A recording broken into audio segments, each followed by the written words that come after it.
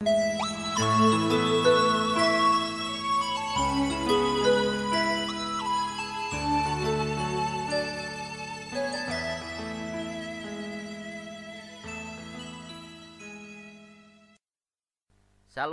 saudara yang kekasih di dalam Tuhan Yesus Kristus.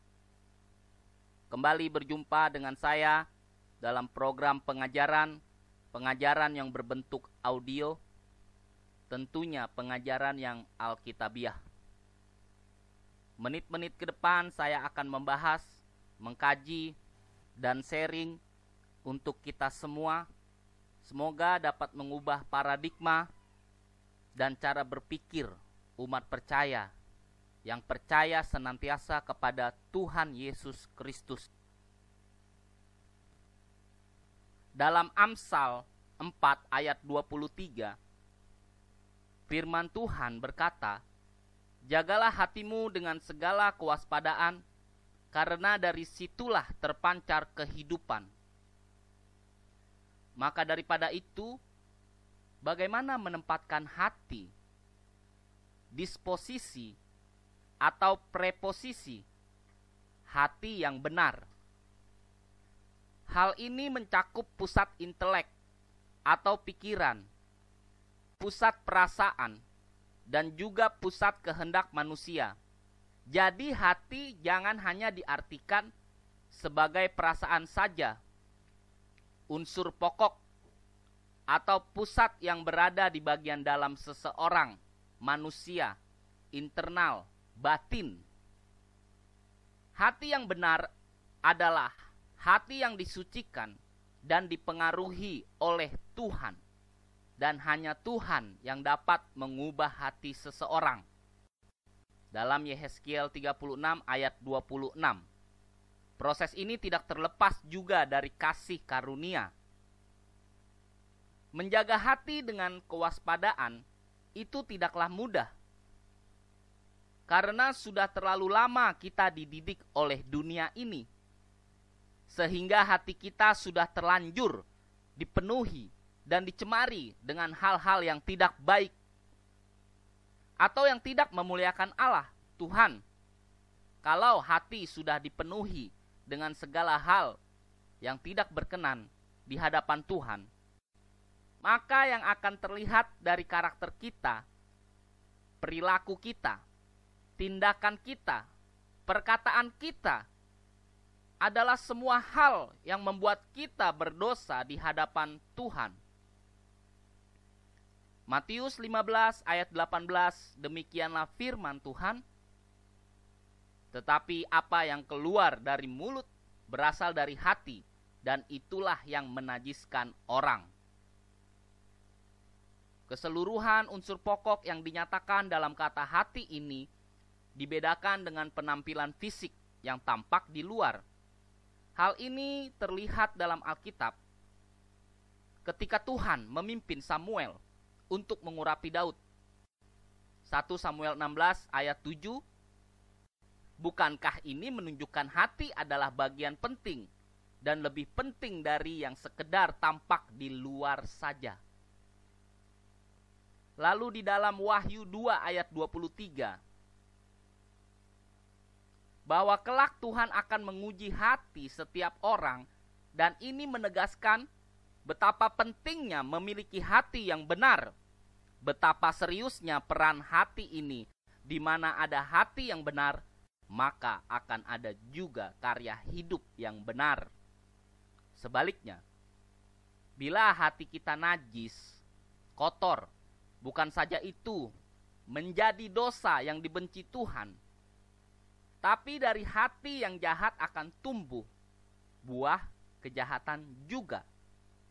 Markus 7 ayat 21 sampai 23. Oleh sebab itu, apa yang patut dimiliki seorang murid Tuhan?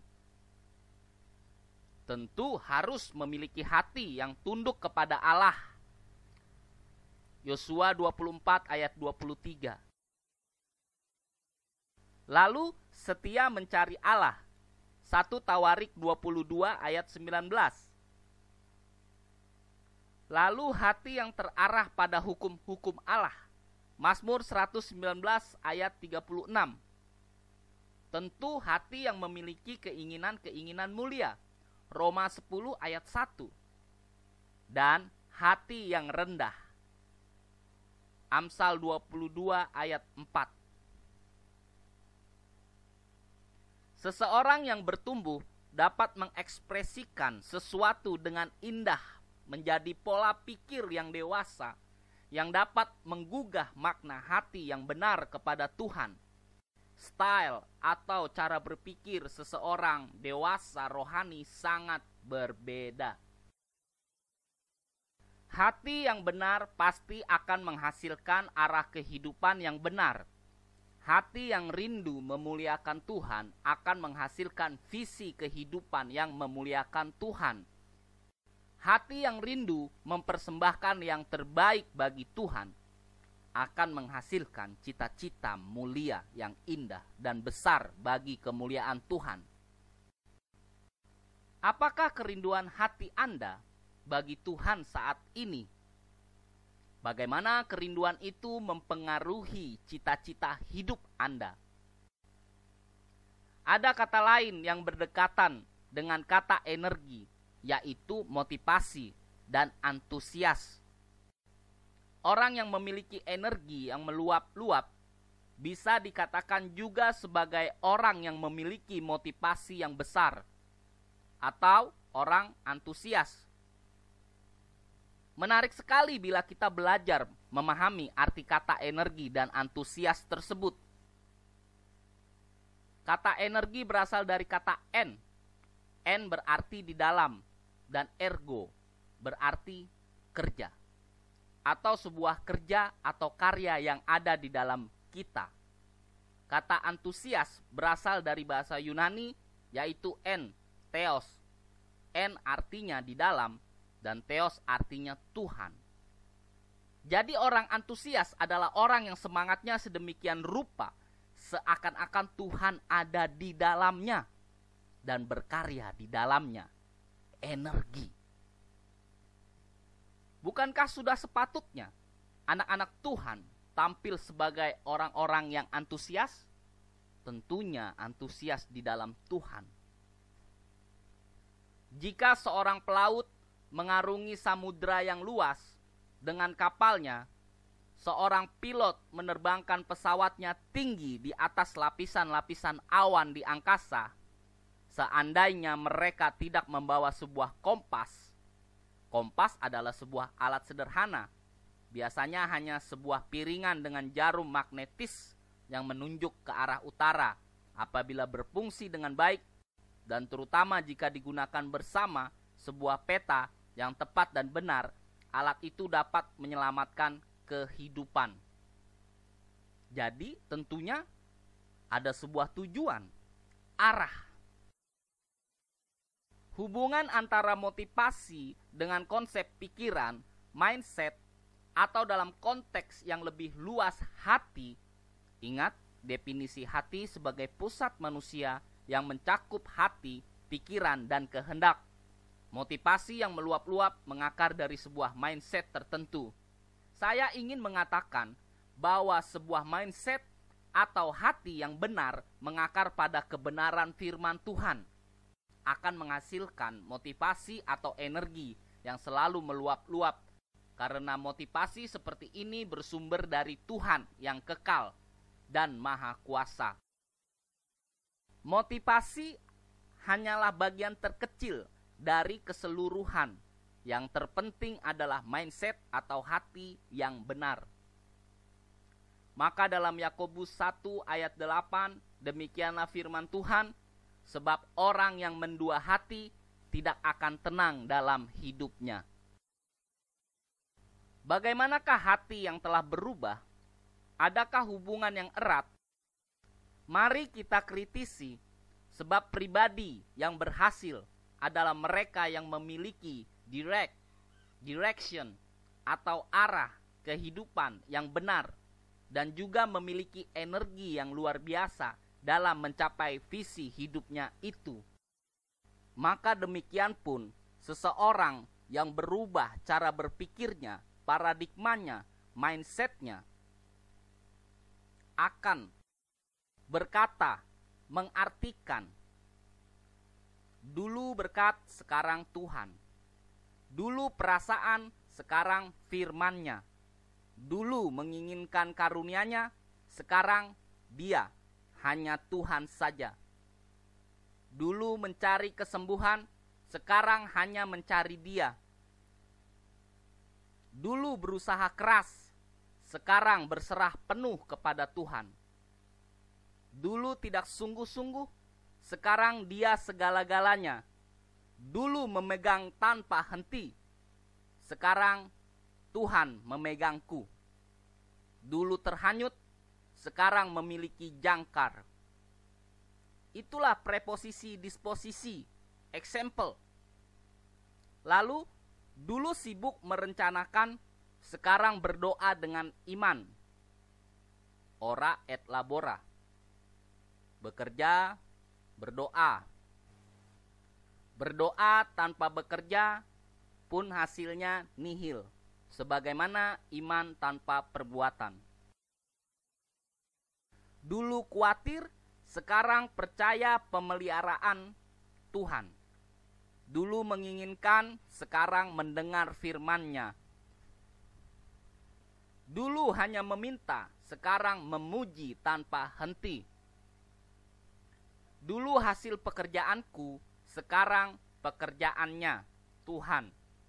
Dulu memperalatnya, sekarang Dia memakaiku.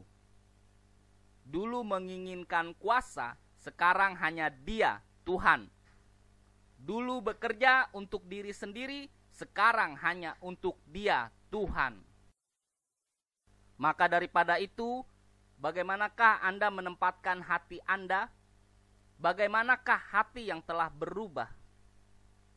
Seseorang perlu memiliki arah kehidupan yang benar sekaligus energi yang meluap-luap.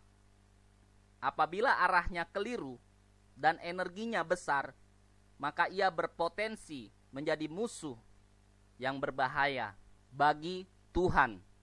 Menyikapi perkenanan Tuhan. Apakah Tuhan berkenan kepada hati seseorang? Saya akan memberikan sebuah poin penting. Jika memiliki energi yang besar di dalam hati, arah kehidupan yang benar, maka terjadilah pembangun besar, great builder. Memiliki energi yang kecil, arah kehidupan yang benar, menjadikan pemimpi, dreamer. Namun sebaliknya, memiliki energi yang besar dalam hati, namun arah kehidupan yang keliru, menjadi perusak besar, great destroyer. Memiliki energi yang kecil, menjadikan pecundang, loser, arah kehidupan yang keliru. Sekali lagi, maka seseorang perlu memiliki arah kehidupan yang benar, sekaligus energi yang meluap-luap dalam hati. Apabila arahnya keliru dan energinya besar, maka ia berpotensi menjadi musuh bagi Tuhan. Namun sebaliknya, bila arahnya benar tetapi energinya kecil, maka ini pun kurang efektif, karena ia hanya akan menjadi seorang pemimpi. Ia mampu membayangkan tetapi tidak mampu mewujudkannya karena malas. Makanya di sini terjadi preposisi disposisi hati. Penjelasan yang terakhir tentang poin adalah kelompok pecundang. Mereka yang kelompok ini tidak memiliki keduanya, baik cita-cita maupun energi. Kelompok ini harus merasa kasihan kepada diri sendiri dan serta-merta perlu berubah. Maka daripada itu, arah kehidupan umat percaya jangan sampai keliru. Fokus, condongkan hati kepada Tuhan Yesus Kristus. Maka kesimpulan, seorang murid Tuhan, seorang umat Tuhan memiliki tugas penting, yaitu memelihara hati yang benar di hadapan Tuhan. Karena ia sangat menyadari bahwa melalui hati yang takut, taat, dan mengasihi Tuhan, ia akan memahami rencana Tuhan dalam dirinya dan dapat memelihara langkah-langkah hidupnya sesuai dengan kehendaknya, tentu kehendak Tuhan. Kita telah mendapatkan pengurapan kasih, belas kasihan, dan mujizat dari Tuhan. Mari miliki sikap hati yang benar dalam keseharian kita, di marketplace, dimanapun kita berada. Terus belajar, jalani proses untuk menjadi serupa dengan Kristus. Kita minta hati belas kasih Tuhan, dan kita hidup dalam kasih kepada sesama kita, sehingga kita menjadi pribadi yang berkenan di hadapan Allah. Kesimpulan selanjutnya, hati adalah raja. Seluruh tubuh adalah pelaksana semua titahnya yang selalu siap untuk menerima arahannya. Aktivitasnya tidak dinilai benar jika tidak diniatkan dan dimaksudkan oleh sang hati. Pada kemudian hari, hati akan ditanya tentang para prajuritnya, sebab setiap pemimpin itu bertanggung jawab atas yang dipimpinnya. Maka memperhatikan dan meluruskan hati merupakan perkara yang paling utama untuk diseriusi oleh orang-orang yang menempuh jalan menuju Tuhan. Demikian pula dengan mengkaji penyakit-penyakit hati dan metode mengobatinya merupakan bentuk ibadah yang utama bagi ahli ibadah. Perumpamaan hati ialah seperti sebuah benteng, sedangkan setan merupakan musuh yang hendak masuk ke dalam benteng tersebut, hendak menguasai dan merebutnya. Hati adalah pusat ilmu dan ketakwaan, cinta dan benci, keraguan-raguan dan bencana. Dialah yang tahu tentang Tuhan Allah dan jalan menuju kepadanya. Dan anggota tubuh ini tidak lain hanyalah mengikuti dan berhikmat kepadanya. Sebagai refleksi perenungan, maka daripada itu, berbaik hatilah kepada bayang kehidupanmu, sebab hidup selalu tentang hari ini. Jadi pikirkanlah dan lakukanlah apa yang ingin Anda lakukan hari ini. Sikap hati yang positif adalah cara dalam menjemput kebahagiaan di dalam Tuhan. Sikap hati yang benar dibutuhkan untuk mengerti kebenaran firman Tuhan. Hati adalah pusat kedirian manusia. Kalau manusia hatinya baik, maka baiklah seluruh hidupnya. Sebaliknya, kalau manusia hatinya jahat, jahatlah seluruh hidupnya. Oleh sebab itu, tidak salah kalau Amsal mengatakan agar kita menjaga hati kita dengan segala kewaspadaan, karena dari sanalah terpancar kehidupan. Yakobus 1 ayat 21, firman Tuhan berkata, sebab itu buanglah segala sesuatu yang kotor dan kejahatan yang begitu banyak itu, dan terimalah dengan lemah lembut firman yang tertanam di dalam hatimu yang berkuasa menyelamatkan jiwamu. Saudara yang kekasih, umat percaya di dalam Tuhan, selamat menempatkan hati yang benar, dan mintalah kepada Tuhan esensi hati yang terus berpaut, condong kepada Tuhan saja. Berbuatlah baik dengan tulus dan niat di dalam Tuhan Yesus Kristus. Sampai jumpa di program pengajaran selanjutnya, program yang berbentuk audio. Semoga menjadi berkat bagi Bapak, Ibu, Saudara seiman. Haleluya. Amin.